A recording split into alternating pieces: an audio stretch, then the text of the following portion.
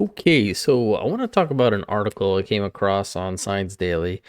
I also saw a picture of it being referenced in the Jerry News, talking about this obesity study that just came out of Boulder.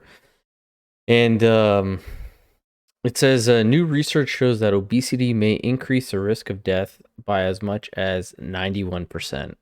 Now, I don't think we really need new studies telling us that extra weight, or as it's titled, excess weight, is more deadly than previously believed. Um, However, I did, even though the study is here, I did go to the University of Boulder for the sourced article, and so it's titled "Excess Weight: Obesity More Deadly Than Previously Believed." It was published about last week, and the study was done on February 9th. So it says excess weight or obesity boosts risk of death by anywhere from 22 to 91%. I think it's good that it's explained here, because if you just looked at this Jerry study, it does say down here the 22 to 91, but this is kind of like the headline right here, I guess. Not that it's misleading, it is there, but the other section of the information wasn't there. So I'm glad that I did check the source. Anywhere from 22 to 91%, significantly more than previously believed. While the mortality risk of being slightly underweight has likely been overestimated, according to the new CU Boulder research. This was published on the 9th.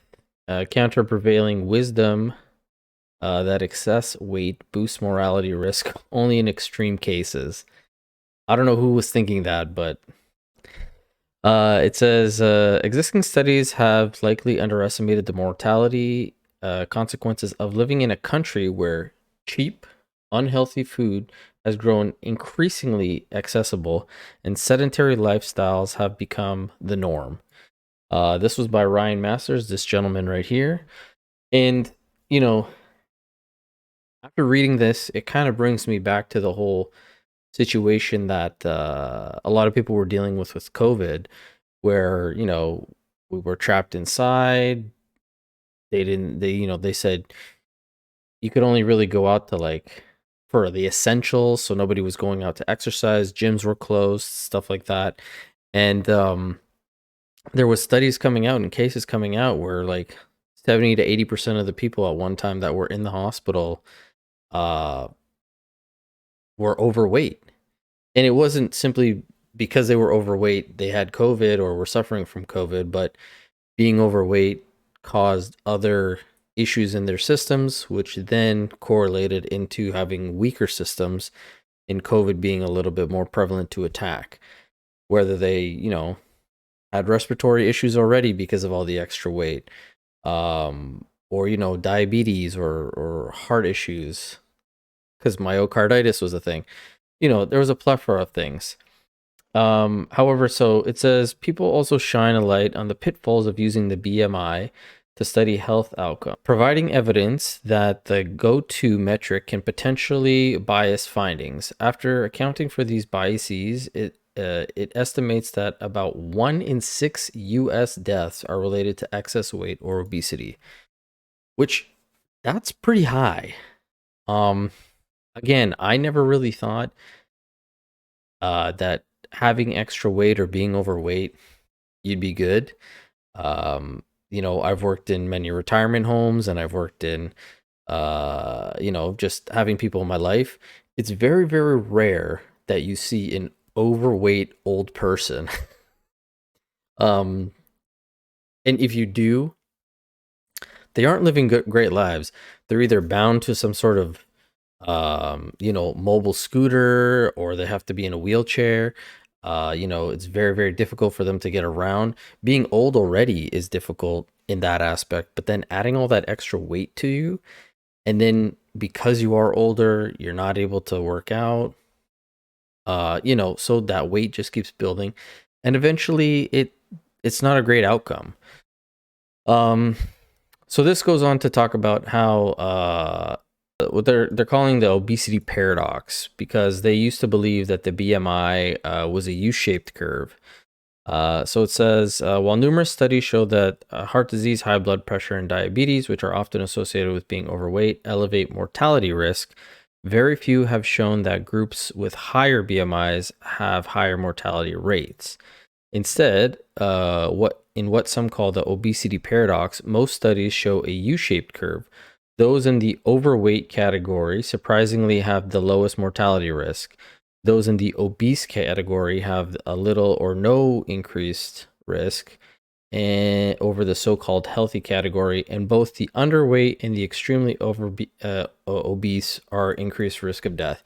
So that's where you get the U. So you're extremely underweight, you're extremely overweight, or extremely obese, you're at the high ends of the BMI chart. And then as you're going towards like obese, unhealthy, and overweight, you're not so much at a risk. However, after this man's research, he had suspicions of this claim.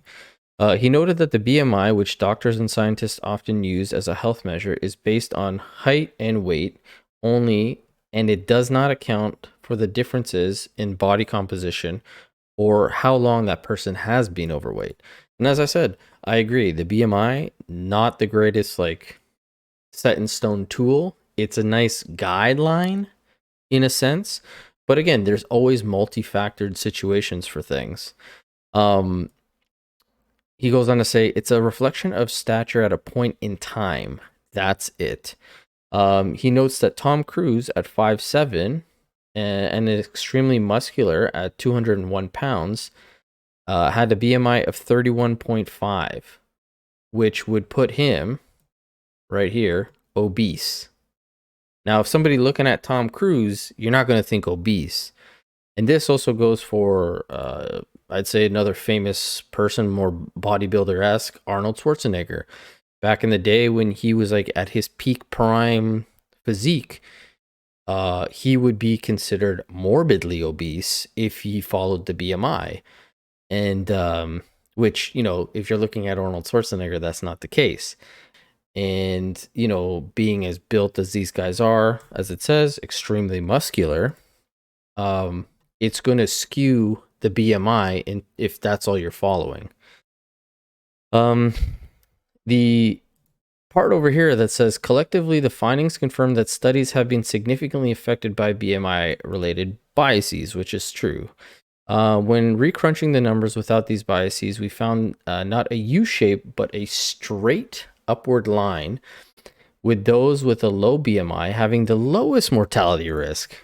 Wow, who would have thought not having all that extra weight on you is better? Contrary to previous research, the study found no significant mortality increases for the underweight category. Now that, I guess, would be news to me, because I would assume that somebody who is underweight, I guess depending on how underweight they are, but if you're like maybe 20 pounds under your supposed weight, I guess that's what they mean by underweight. While previous research estimated 2 to 3% of the US adults' deaths were due to the high BMI, his study pegs the toll at 8 times that. He goes on to say that groups born from 1970 to 1980s who have lived their whole lives in this obesogenic environment, the prospects of healthy aging into older adulthood does not look good right now. Because again, as I mentioned, you don't really see a lot of old fat people. And if you do see them, they are not in a good position in their life, because your body is not meant to do that, to maintain or keep all of that extra weight on. He says, I hope that this work can influence higher level discussion about what we as a society can do about it. I hope that this article reaches people as well and gives them a little bit of a better understanding. You know, and I'm not one to fat shame. I understand everybody struggles with weight. I myself have fluctuated from time to time. But I think the problem, especially with this line here, talking about society can do, what we can do about it. I think like promoting stuff like this, saying that this is healthy, um, is kind of, I don't know, not to say that she's not healthy, because she may be big, but she's quite capable of doing that, which is very impressive. And she has great range of motion and all that. You have other articles, or again, Cosmo again, with this lady, Tess Holiday, wants the haters to kiss her ass. Maybe some people do hate it. And again, the only issue I have with this is promoting this, because to me, this is a little bit more hurtful than helpful. It's great, I guess, for girls to see that even if they're big, they can be supermodels. But, you have people like Lizzo, who went on a detox, um, who was getting attacked by the fat positivity groups. You had Rebel Wilson, and you had Adele. You had all these ladies here, who were bigger women and ended up losing weight, regardless of whatever the case may be. They wanted to feel better. They wanted to, have children, because having all this extra weight does have repercussions. Adele says, working out, I would just feel better. that's that's kind of a known thing as well. You work out, you push yourself, you're physically active, you get a release of dopamine. It's kind of like a nice high. Sure, it sucks. I hate working out when I do, or if you have a physically intensive job, it's never fun for the most part. But at the end of the day, it feels good to know that you've done something productive and you've exerted some energy, right? But it's not only like these specific pictures that um is a big talking point. It's also these videos that get promoted or pushed, with all these hashtags of like fat acceptance, the fat positivity, oppression, oppressed. Like, take a look at this. It's not gonna have any audio, but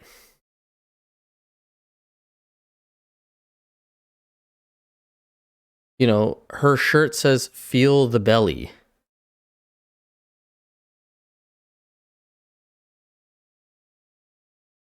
And I would say it takes a lot of guts to put this kind of a video online.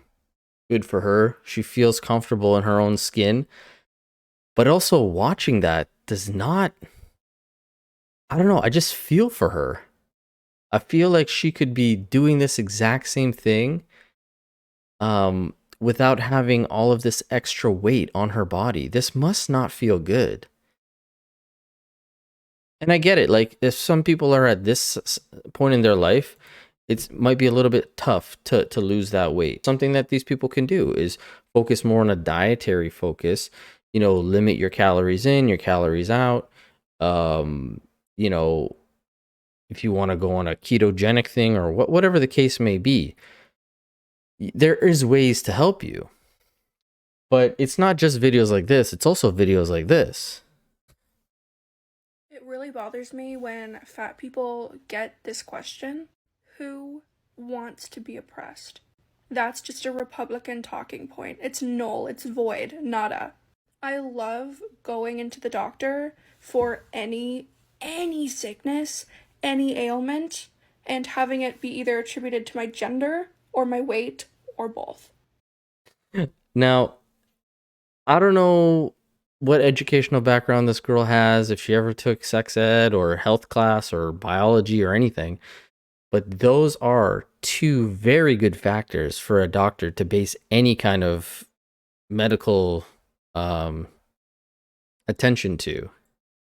If you're coming in with all these ailments or sicknesses, as she said, one, you're a woman.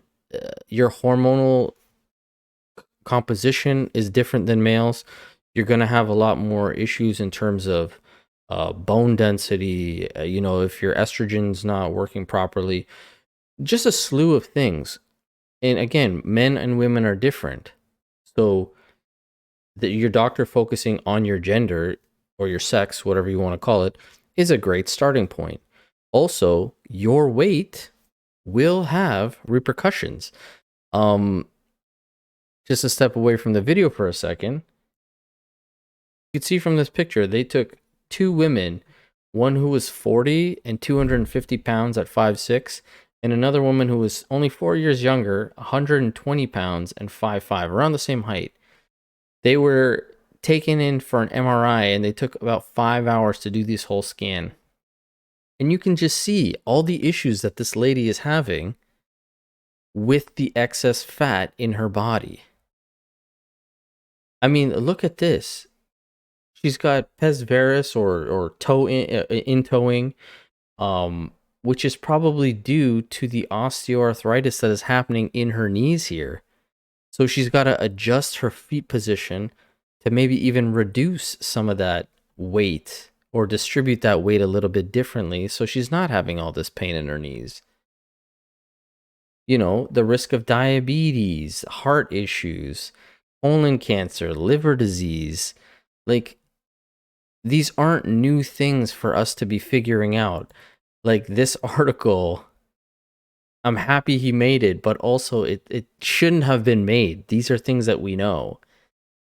But anyways, let's continue with this video. So as I was saying, yes, your weight will have a factor if you're coming in, because you might have a weakened immune system, which is causing you to continuously get sick. Like, again, it's not rocket science. I don't know. It's usually weight. We don't want to be denied surgeries. We don't want to be denied medical care. We don't want people harassing us on the street. We don't want people hooking up with us just so it can be an inside joke with their friends. We don't want to be harassed online. We don't want to have no clothing options. It isn't that fat people want to be oppressed. It's that we are, and we're not going to shut up about it. So, some of the other things she talked about, I agree with her. I don't think that anybody should be harassed or abused or targeted simply because of their weight. You know, again, as this article goes on, there could be many different reasons why somebody is overweight. You know, it's not just strictly BMI. There's many different facets. But in terms of, you know, things that she's saying about surgeries and being denied access to things. Yeah, if you ever want to get liposuction or do some sort of a surgery and you're excessively large, the doctors require you to lose some weight. Otherwise, there's increased risks in those surgeries. That's why a lot of these people who are like on TLC's My 600-Pound Life, the doctors make them lose at least 100 to 150 pounds on their own before doing a surgery. Because one, that's a lot of fat tissue to be cutting through for surgery. But I digress. The one part that I loved is her talking about the oppression. And it's like she's saying it's not that we want to be oppressed, it's that we are oppressed. Now, if I was in an oppressed group, wouldn't I want to do something to get out of that oppressed group so that I was no longer oppressed? Like, this is the mental gymnastics that I feel like people are doing to stay in this victim mentality. Like, the hashtags on that video, I'm just going to read them now. They're hashtag fatphobia, hashtag fat, hashtag anti-fat, hashtag bias, hashtag oppressed, hashtag oppression, hashtag fat liberation, hashtag fat positivity, hashtag plus size. Like, why do you want all of that to be like who you are? Again, go to the gym, or even just walk around the block, do something. anything physical. Or if you can't physically do it, just try to change up your diet. There are ways around this. And I'm telling you, you're going to feel way better.